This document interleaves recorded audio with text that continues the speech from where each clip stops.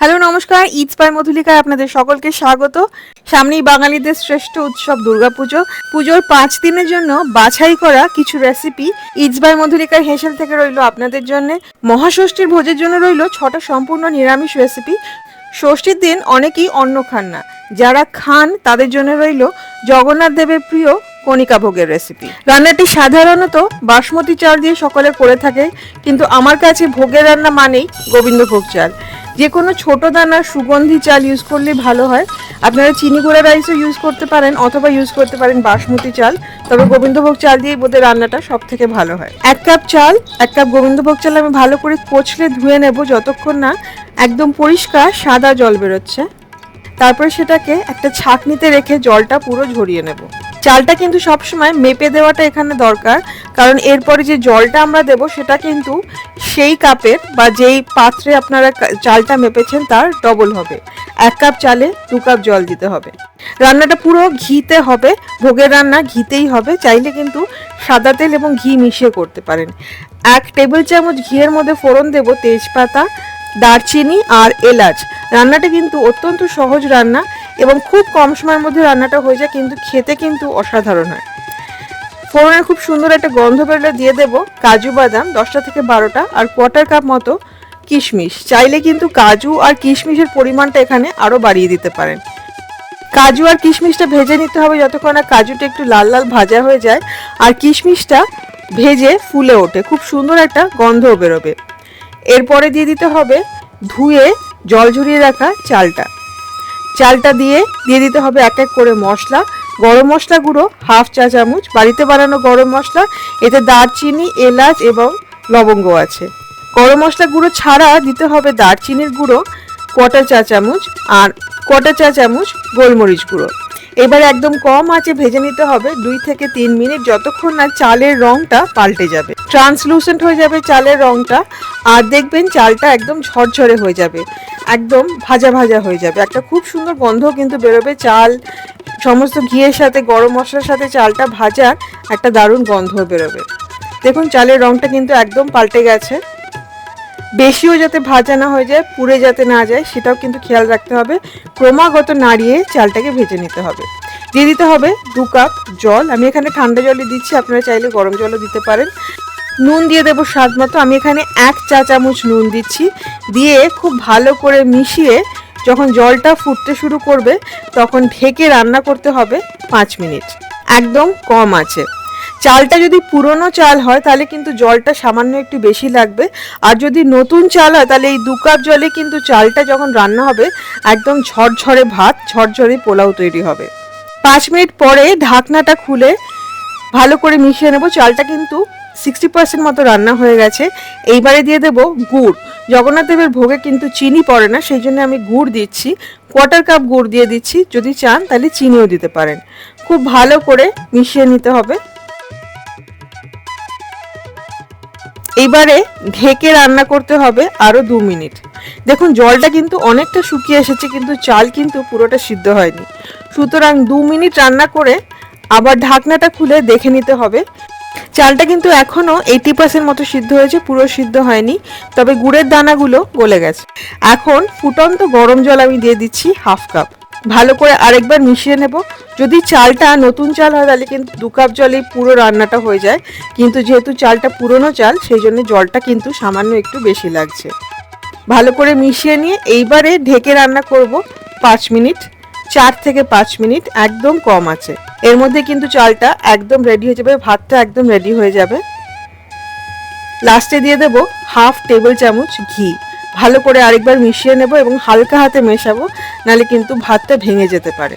তৈরি হয়ে গেল জগন্নাথ দেবের প্রিয় কণিকা ভোগ।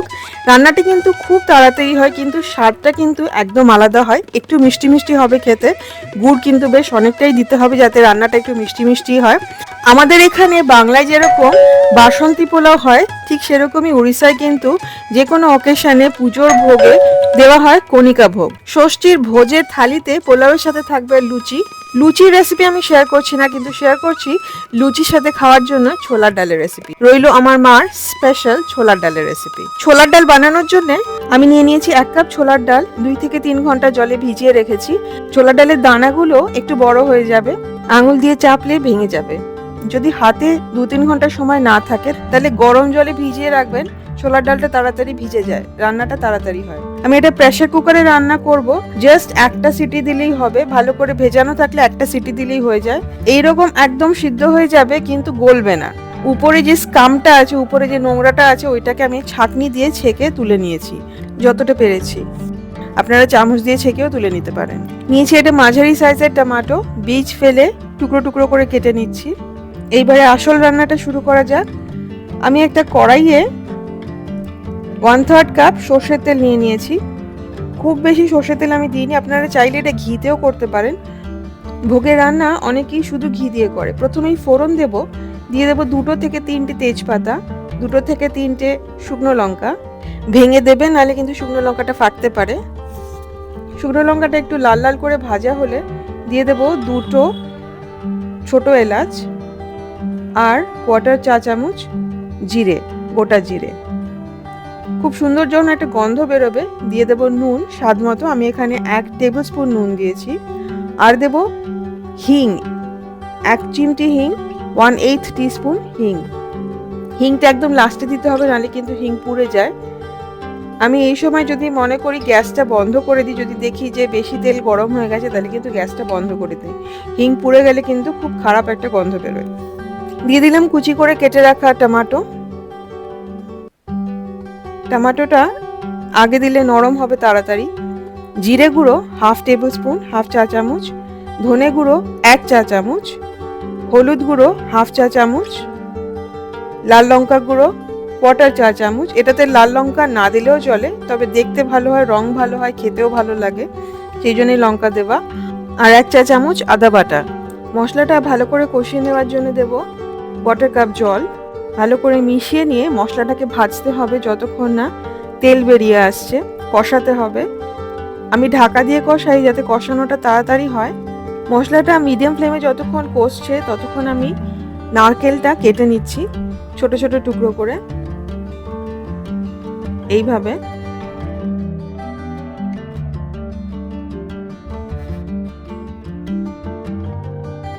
ফিরে আসা যাক রান্নাটায়। মশলাটা কিন্তু মিডিয়াম আছে কষালেও মাঝে মাঝে নেড়ে দিতে হবে, নাহলে কিন্তু পুড়ে যেতে চাইবে। তেল বেরিয়ে এসছে, মশলাটা পুরো কষা হয়ে গেছে। দিয়ে দেব সেদ্ধ করা ছোলার ডাল। ছোলার ডালগুলো কিন্তু খুব ভালো করে সিদ্ধ করা হয়েছে, কিন্তু ভেঙে যায়নি, গলে যায়নি। খানিকটা ছোলার ডাল, 1.5 কাপ মতো ছোলার ডাল আমি আলাদা করে একটা বাটিতে নিয়ে ভালো করে চটকে নিয়েছি। তারপরে ওটা আবার মিশিয়ে দেবো ছোলার ডালের সাথে, যাতে ছোলার ডালের কনসিস্টেন্সিটা একটু ঘন হয়। পাতলা ছোলার ডাল কিন্তু খেতে ভালো লাগে না। এইভাবে খানিকটা ছোলার ডাল চটকে আবার মিশিয়ে দিলে কিন্তু ছোলার ডাল অনেকটা ঘন হয়ে যাবে। ডালটা যতক্ষণ ফুটছে ততক্ষণে আমরা নারকেলটা ভেজে নিই। একটা প্যানে আমি 1 টেবিল চামচ ঘি নিয়ে নিয়েছি। দিয়ে দিলাম নারকেলের টুকরোগুলো। ঘিটা গরম করছি না, আমি চাইছি ঘিটা গরম হওয়ার সাথে সাথে নারকেলের টুকরোগুলো ভাজা হবে। গোল্ডেন ব্রাউন করে ভেজে নিতে হবে নারকেলের টুকরোগুলো। ডালটা ফুটছে যখন, তখন আমরা ঘি আর নারকেল ভাজাটা দিয়ে দেবো এর মধ্যে। খানিকটা নারকেল আমরা রেখে দিচ্ছি পরিবেশন করার সময় উপর দিয়ে ছড়িয়ে দেওয়ার জন্য। এইবারে ডালটা আমরা ফোটাতে থাকবো। ডাল কিন্তু যত বেশি ফোটাবেন তত বেশি টেস্টি হবে খেতে। অ্যাটলিস্ট 10 মিনিট তো ফোটাতেই হবে। মাঝে মাঝে ডালটা ভালো করে নেড়ে দিতে হবে যাতে নিচে লেগে না যায়। 5 মিনিট বাদে দিয়ে দেবো কাঁচা লঙ্কা, 1/4 চা চামচ গরম মশলা গুঁড়ো। ভালো করে নেড়ে নিয়ে এইবারে দিয়ে দেব সিক্রেট ইনগ্রেডিয়েন্ট, যেটা এই সময় দিতে হবে, আদা বাটা। এই সময় আদা বাটাতে দিলে কিন্তু রান্নার টেস্টটা, ছোলার ডালের টেস্টটা দুর্দান্ত হয়ে যায়। এটা আমার মার টেকনিক, এটা আমার মার টিপস। দিয়ে আবার 5 মিনিট রান্না করতে হবে, অ্যাটলিস্ট 5 মিনিট ফোটাতে হবে। দিয়ে দেবো চিনি। আমি এখানে 1 টেবিল স্পুন চিনি দিচ্ছি। ছোলার ডাল একটু মিষ্টি মিষ্টি হলেই খেতে ভালো লাগে। 5 মিনিট বাদে এবারে দিয়ে দেবো কাঁচা পাকা লঙ্কা। রান্না শেষ। এই লঙ্কায় কিন্তু জাস্ট একটা খুব সুন্দর গন্ধ আসবে। ভালো করে মিশিয়ে নিয়ে গ্যাস বন্ধ করে দেব। ছোলার ডাল একদম তৈরি। সার্ভ করার আগে, পরিবেশন করার আগে অ্যাটলিস্ট 10 মিনিট স্ট্যান্ডিং টাইম কিন্তু দেবেন। কাঁচা লঙ্কা, হিং, আদা, গরম মশলার গন্ধ সব মিলিয়ে ডালটা খেতে কিন্তু দুর্দান্ত হবে। নিরামিষ ভোজের থালিতে লুচি থাকবে, তাহলে আলুর দম তো থাকতেই হবে ছোলার ডালের সাথে। এখানে থাকছে ঠাকুরবাড়ির দই দিয়ে আলুর দম, একটু অন্যরকম রেসিপি, দারুণ খেতে। দেখুন রেসিপিটা। সিদ্ধ আলু আমি নিয়েছি, খোসা ছাড়িয়ে নিয়েছি। আলুগুলো বেশ বড় বড়, সেই জন্য আমি 2 টুকরো করে কেটে নিচ্ছি। যদি ছোট আলু হয় তাহলে কিন্তু কাটার দরকার পড়বে না। যেগুলো ছোট আছে আলুগুলো, সেগুলো কিন্তু আমি গোটাই রেখেছি। সমান সাইজের আলু কিন্তু আমি পাইনি, সুতরাং যেগুলো বড় সেগুলো হাফ করে নিয়েছি, আর যেগুলো ছোট সেগুলো গোটা আছে। দেখুন এটা অনেকটাই ছোট, সেই জন্য এটা গোটা রেখেছি, আর বাকিগুলো হাফ করে নিয়েছি। কড়াইতে দিয়ে দিতে হবে তেল। আলুটাকে লাল লাল করে ভাজতে হবে, সেই জন্য বেশ খানিকটা সর্ষের তেল, 3/4 কাপ সর্ষের তেল আমি দিলাম। তেলটাকে খুব ভালো করে গরম করে নিয়ে আলুটাকে লাল লাল করে ভেজে নেব। তেলের ফেনা যখন মরে যাবে, মানে তেলে যখন সর্ষের তেল যখন গরম করবেন তখন দেখবেন একটা ফেনা থাকে, গরম হয়ে গেলে সেই ফেনাটা কিন্তু চলে যায়। ততক্ষণ গরম করে নিয়ে আলুটাকে লাল লাল করে ভেজে নিতে হবে, হাই ফ্লেমে ভেজে নিতে হবে। ভাজা হয়ে যাওয়ার পরে যে সর্ষের তেলটা এক্সট্রা আছে সেটা আমি বার করে নিচ্ছি। চাইলে কিন্তু সর্ষের তেলটা না বার করলেও চলবে। রেসিপি অনুযায়ী হাফ কেজি আলুতে 250 গ্রাম দই লাগবে, মিষ্টি দই বা টক দই। আমি এখানে 200 গ্রাম মিষ্টি দই দিয়েছি আর 100 গ্রাম টক দই দিয়েছি। শুকনো লঙ্কার গুঁড়ো দিয়ে দিলাম 1 টেবিল চামচ। খুব ভালো হয় যদি শুকনো লঙ্কা বেটে দিতে পারেন, সেটাতে কিন্তু রঙটা আরও ভালো আসবে। খুব ভালো করে দইয়ের সাথে লঙ্কাটা ফেটিয়ে মিশিয়ে নেব, যাতে কোনো লাম্পস না থাকে। পূর্ণিমা ঠাকুর বলেছেন যে মিষ্টি বা টক দই সেটা রুচির ওপর নির্ভর করে, তবে আমি বলবো ঠিক এইভাবে একবার বেশি করে মিষ্টি দই আর একটুখানি টক দই দিয়ে বানিয়ে দেখবেন, টেস্টটা কিন্তু দারুণ আসে। ভাজা আলুর ওপরে দিয়ে দিলাম দইয়ের মিশ্রণটা। এই সময় গ্যাসটা বন্ধ করে, মানে ফ্লেমটা বন্ধ করে বা একদম কম আছে ফ্লেমটাকে রাখতে হবে, যাতে দইটা ফেটে না যায়। নুন দিয়ে দেবো স্বাদ মতো, 1 চা চামচ নুন দিলাম আমি। ভালো করে মিশিয়ে নিতে হবে। এই সময় এতে দিয়ে দিতে হবে বেশ কয়েকটা কাঁচা লঙ্কা। আমাদের বাড়িতে খুব একটা ঝাল খায় না, সেই জন্য আমি 4টে লঙ্কা দিলাম। আপনারা যে যেরকম ঝাল খান সেই মতো লঙ্কা দেবেন, তার থেকে একটু বেশিই দেবেন, কারণ মিষ্টি দইয়ের জন্য কিন্তু লঙ্কার ঝালটা অনেকটাই কমে যাবে। এবারে মাঝারি আঁচে 3 থেকে 4 মিনিট রান্না করতে হবে, যতক্ষণ না দইয়ের তেলটা উপরে ভেসে ওঠে। ততক্ষণ একটা ভাজা মশলা বানিয়ে নেব, যেই ভাজা মশলা আমরা বাড়িতে সবসময় বানিয়ে থাকি। জিরে আর শুকনো লঙ্কা শুকনো খোলায় তেলে একদম মিহি করে গুঁড়ো করে নিতে হবে।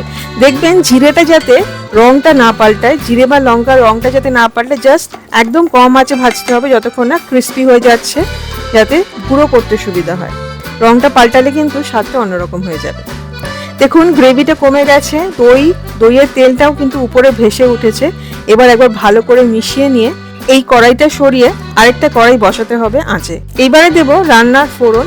তার জন্য দিয়ে দিতে হবে ঘি 1 চা চামচ, আর তার মধ্যে ভেজে নিতে হবে হিং 1/4 চা চামচ। ঘিয়ের মধ্যে হিং ভাজার কিন্তু একটা দুর্দান্ত গন্ধ বেরোয়, ভাজলেই আপনারা টের পাবেন, এবং এইটা কিন্তু রান্নাটার টেস্টটা আরও বদলে দেবে। খুব সুন্দর করে ভেজে নিতে হবে যতক্ষণ না হিংয়ের গন্ধ বেরোচ্ছে, আর একদম কম আঁচে ভাজতে হবে, নাহলে কিন্তু হিং পুড়ে যেতে পারে। আর হিং যদি পুড়ে যায় তাহলে কিন্তু খুব খারাপ একটা গন্ধ বেরোয়। হিংয়ের গুঁড়ো কিন্তু এখানে 1/4 চা চামচের সামান্য একটু কম আছে। এইবারে রান্না করা আলুটা এবার দিয়ে দিলাম এর মধ্যে। কড়াইটা ধুয়ে এর মধ্যে দিয়ে দেবো 1/2 কাপ জল।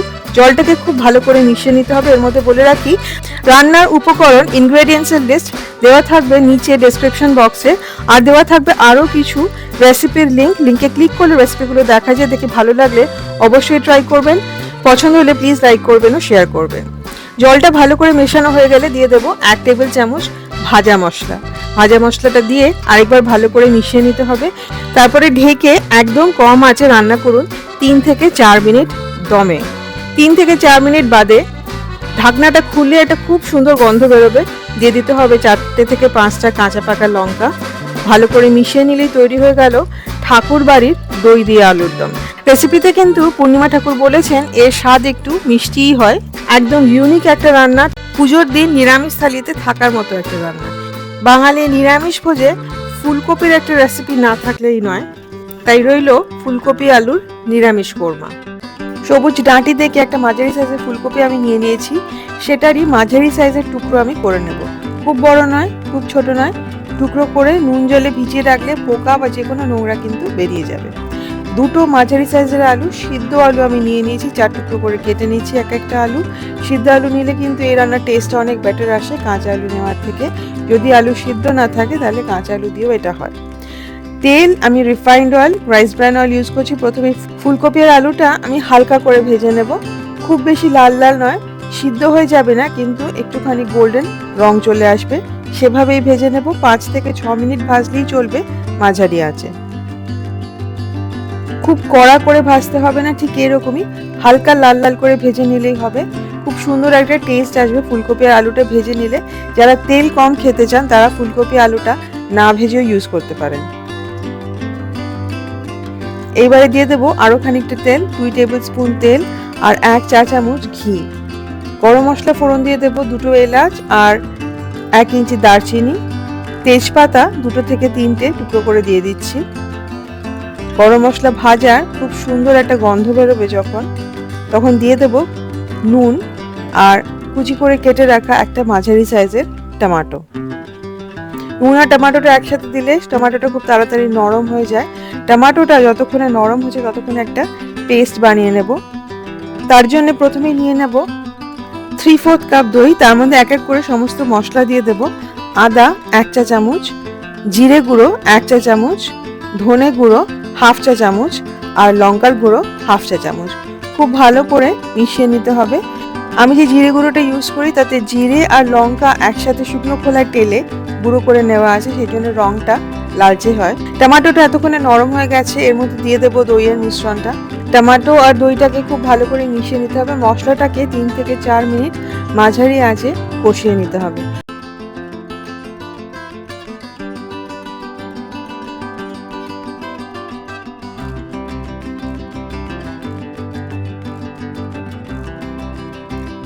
মশলাটা যতক্ষণে কষানো হচ্ছে বানিয়ে নিতে হবে আরেকটা পেস্ট।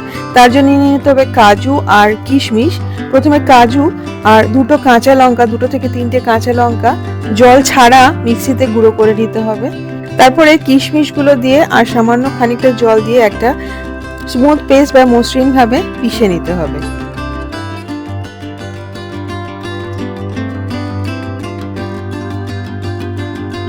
রান্নাটায় ফিরে আসা যাক।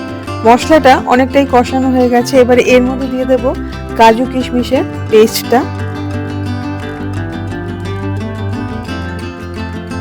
মিক্সির বাটিটা ধুয়ে খানিকটা জলও দিয়ে দিলাম।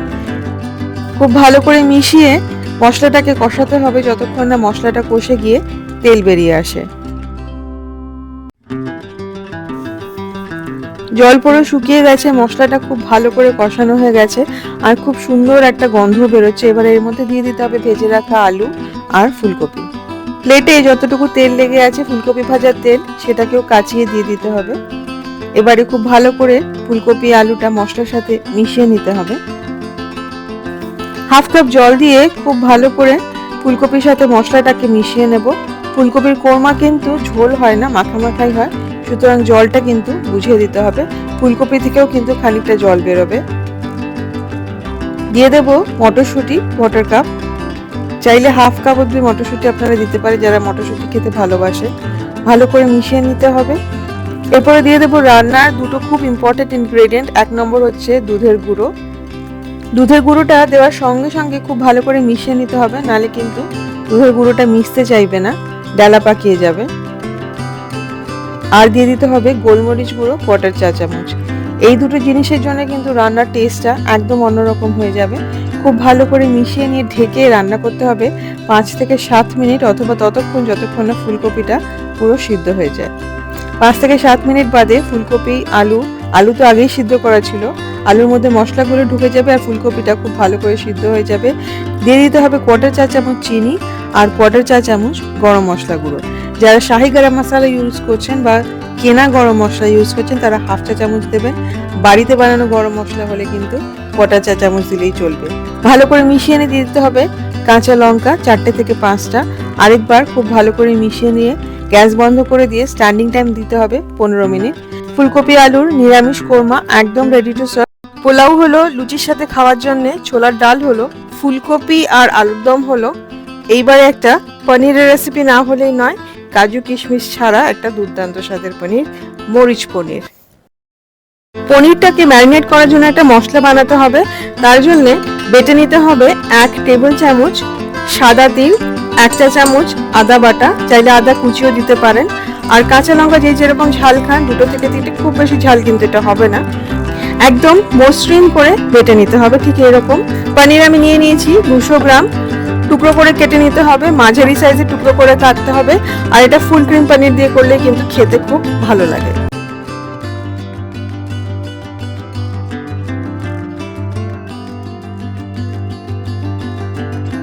পনিরটা আমি সবসময় কেটে গরম জলে সিদ্ধ করে নিই 2 থেকে 3 মিনিট, তাতে পনিরটা হ্যান্ডেল করতেও সুবিধা হয়, ভেঙে যায় না সহজে, আর স্বাদটাও মনে হয় অনেকটা বেড়ে যায়।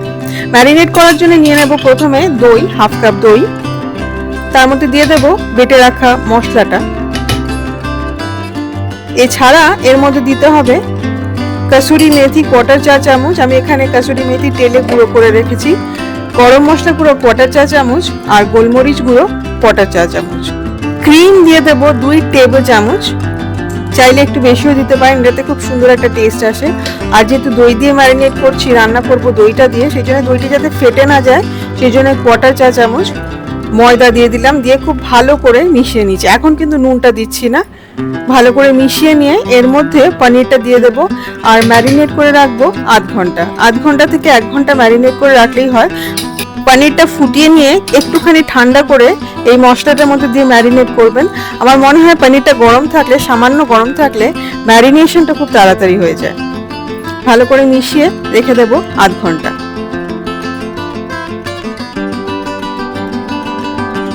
এছাড়া এই রান্না লাগছে ক্যাপসিকাম, আমি ক্যাপসিকামটাকেও 1/2 কাপ মতো টুকরো করে, ছোট টুকরো করে কেটে নিচ্ছি। সাধারণত আমি ক্যাপসিকামটা রান্নার শেষে দিয়ে থাকি, যাতে ক্যাপসিকামের ক্রাঞ্চি ভাবটা থাকে, ক্যাপসিকামটা মুখে পড়ে, ক্যাপসিকামটা গলে না যায়। কিন্তু এই রান্নায় কিন্তু ক্যাপসিকামটা প্রথমেই দিয়ে দেবো। একটা কড়াইতে রান্নাটা হবে রিফাইন্ড অয়েল আর ঘি মিশিয়ে। 2 টেবিল চামচ রিফাইন্ড অয়েল আর 1 চা চামচ ঘি গরম হয়ে গেলে এর মধ্যে দিয়ে দিতে হবে ফোড়ন, তেজপাতা দেব, আর দেব দারচিনি আর এলাচ। ভাজার একটা খুব সুন্দর গন্ধ বেরোলে, গরম ঘিতে গরম মশলা ভাজার কিন্তু একটা খুব সুন্দর গন্ধ বেরোয়, গন্ধটা বেরোলে দিয়ে দেবো জিরে।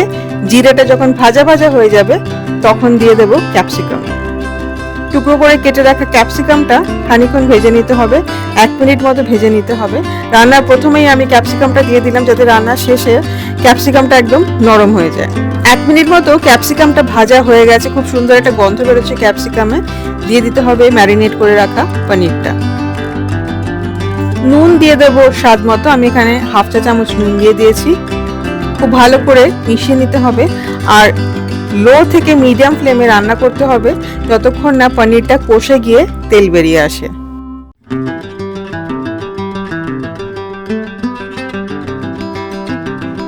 পনিরটা কষে গেছে, দেখুন নিচে বেশ খানিকটা তেলও দেখা যাচ্ছে। এবারে দিয়ে দেব চিনি। এটা কিন্তু মিষ্টি হবে না, কিন্তু স্বাদটা ব্যালেন্স করার জন্য আমি 1/4 চা চামচ চিনি দিচ্ছি। বাটিতে যে মশলাটা লেগেছিল সেটা ধুয়ে 1/4 কাপ মতো জল দিয়ে দেবো, 1/4 কাপ থেকে 1/2 কাপ জল দিয়ে দেবেন। দিয়ে হালকা হাতে ভালো করে মেশাতে হবে। এই সময় কিন্তু একটু সাবধানে মেশাতে হবে, পনিরটা যাতে ভেঙে না যায়। মশলার সাথে পনিরটা যেহেতু কষানো হচ্ছে, খুব সুন্দর একটা রং চলে এসেছে পনিরটার মধ্যে। এবারে আবার গরম মশলা গুঁড়ো আর গোলমরিচ দিয়ে দিতে হবে। খেয়াল রাখবেন ম্যারিনেট করার সময়ও কিন্তু খানিকটা গরম মশলা আর গোলমরিচ দেওয়া আছে, এখন দিলে টেস্টটা কিন্তু আরো ভালো আসবে। ভালো করে মিশিয়ে নিয়ে 3 থেকে 4 মিনিট কম আঁচে রান্না করে নিতে হবে। 3 থেকে 4 মিনিট পরে রান্নাটা কিন্তু শেষের পথে, একদম লাস্টে দিয়ে দিতে হবে ধনে পাতা 1/4 কাপ আর কাঁচা লঙ্কা টুকরো করে কাটা 2 থেকে 3টে। ভালো করে মিশিয়ে নিলেই তৈরি হয়ে গেল মরিচ পনির। ছোলার ডাল ছাড়া প্রত্যেকটা রান্নাই একদম ইউনিক রান্না, একদম অন্যরকম রান্না। আর সাথে লাস্টে আমি শেয়ার করছি একটা মিষ্টির রেসিপি, এটাও একটা ইউনিক মিষ্টির রেসিপি।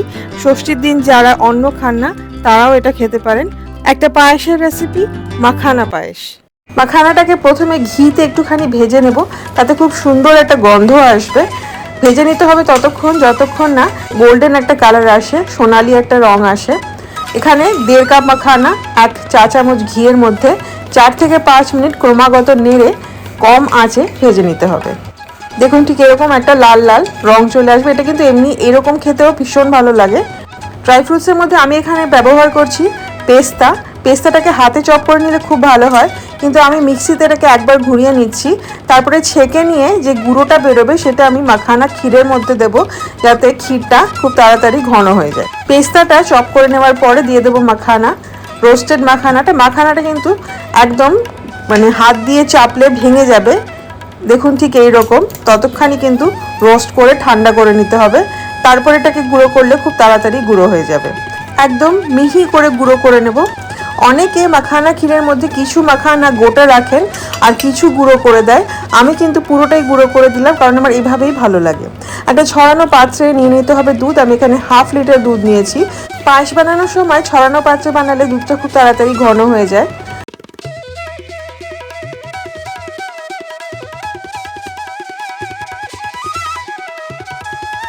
দুধটাকে এরকম ক্রমাগত নেড়ে ফুটিয়ে নিতে হবে।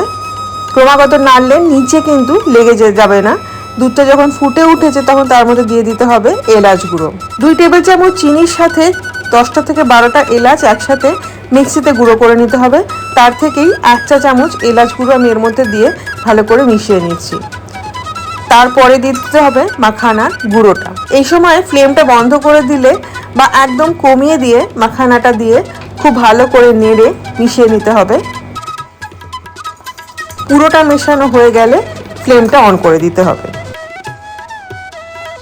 ফ্লেমটা অন করে দিয়ে ক্রমাগত নেড়ে 10 থেকে 15 মিনিট কম থেকে মাঝারি আঁচে রান্না করতে হবে, যতক্ষণ না দুধটা ঘন হয়ে আসে আর খুব সুন্দর একটা গন্ধ বেরোতে শুরু করবে।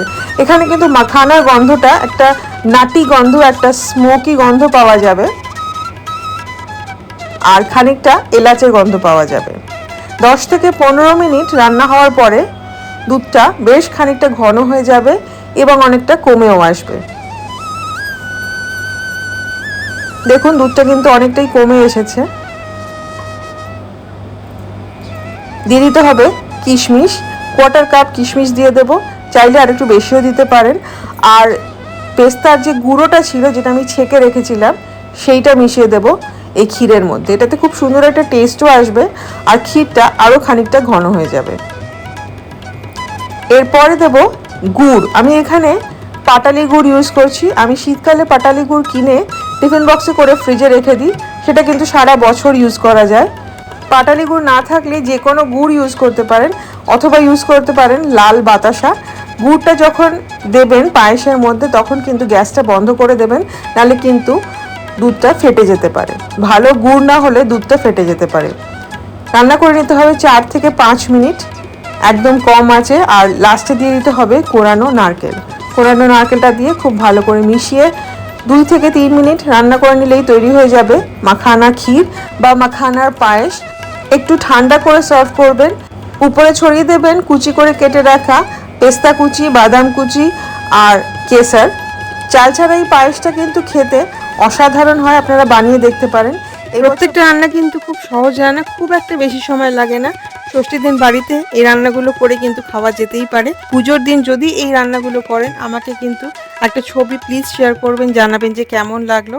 পুজো খুব ভালো কাটুক, খুব ভালো থাকুন। এর পরের দিন আসছে সপ্তমীর ভুরি ভোজে কিছু রেসিপিগুলো একটু আগে থেকে শেয়ার করার কারণ যাতে সমস্ত ইনগ্রেডিয়েন্টস জোগাড় করে রাখা যায়। হ্যাপি কুকিং, হ্যাপি পূজা, খুব ভালো থাকবেন। Thank you.